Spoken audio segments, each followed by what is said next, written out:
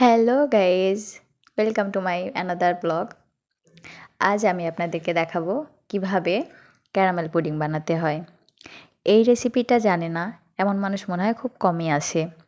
তবু যেহেতু এই রেসিপিটা এত জনপ্রিয়, তাই আমি চাচ্ছিলাম আমি কিভাবে রেসিপিটা বানাই সেটা আপনাদেরকে দেখাবো।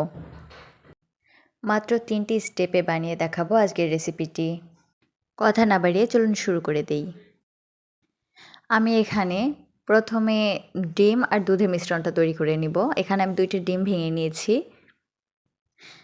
এখন ডিমটাকে আমি একটু ফাটিয়ে নিব। ডিমটি আমি রুম টেম্পারেচারের নিয়েছি।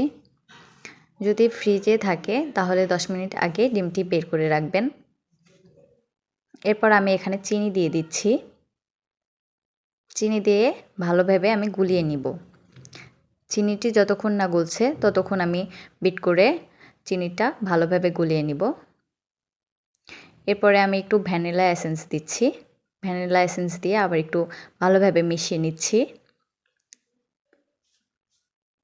ভালোভাবে মেশানো হয়ে গেলে আমি এর মধ্যে আগে থেকে জাল করে রাখা ঘন 1 কাপ দুধ দিয়ে দিব। এরপর সবগুলো উপকরণ ভালোভাবে মিশিয়ে নিব। সবগুলো ভালোভাবে মিশিয়ে নেওয়ার পরে এটা আমি একটু রেখে দিব। দেওয়ার পরে আমরা পরবর্তী স্টেপে চলে যাব। এরপর পুডিংয়ের জন্য ক্যারামেল তৈরি করে নিব। ক্যারামেল তৈরি করার জন্য আমি একটা পাতিল বসিয়ে নিয়েছি। পাতিলের মধ্যে 1 কাপ চিনি দিয়েছি। চিনি দেওয়ার পরে একদম লো হিটে রেখে আমরা চিনিটাকে গলিয়ে ক্যারামেল বানিয়ে নিব। দেখতেই পাচ্ছেন ক্যারামেলের একটি সুন্দর কালার আসার পর্যন্ত আমরা ওয়েট করব।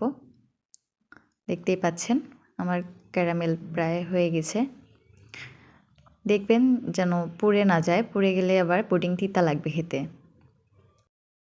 দেখতেই পাচ্ছেন আমার ক্যারামেলটা হয়ে গেছে, সুন্দর একটি কালার এসেছে। এখন আমি যে বাটিতে পুডিংটা দিব সে বাটিতে ভালোভাবে ক্যারামেলগুলো দিয়ে একটু সেট করে নিব।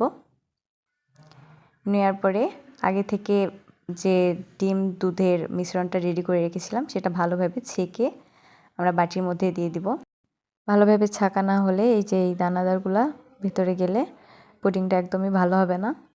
এরপর ঢাকনাটা দিয়ে ভালোভাবে ঢেকে দিতে হবে যেন ভিতরে কোনো হাওয়া না ঢুকে। এরপর একটা কড়াইতে স্ট্যান্ড বসিয়ে আমি পুডিংয়ের বাটিটি দিয়ে দিয়েছি। ভালোভাবে ঢাকনা দিয়ে ঢেকে দিব। এরপর আমরা 20 মিনিট ওয়েট করব। 20 মিনিট পরে আমি একটা টুথপিক দিয়ে ভালোভাবে চেক করে নিব হয়েছে কিনা। তারপরে আমি চেক করে নিয়েছি। আমি পুডিংটি নামিয়ে নিয়েছি। আমার পুডিংটি হতে 20 মিনিট সময় লেগেছে। এরপর আমি 3 ঘন্টা নর্মাল ফ্রিজে রেখেছিলাম। তারপর 3 ঘন্টা পরে বের করে এই যে ঢেলে নিচ্ছি। দেখতেই পাচ্ছেন কেমন হয়েছে। এরকম হয়েছে আমার পুডিংটি। আমি একটু কেটে দেখিয়ে দিচ্ছি। পুডিংটা খেতে কিন্তু দারুণ হয়েছে, আলহামদুলিল্লাহ। আপনারা চাইলে খুব তাড়াতাড়ি এই পুডিংটি খুব সহজে বানিয়ে খেতে পারবেন। এই হলো আমার পুডিং রেসিপি। ভালো লাগলে অবশ্যই লাইক, কমেন্ট, শেয়ার করবেন। কেমন হলো বন্ধুরা? এটাই বাস্তব।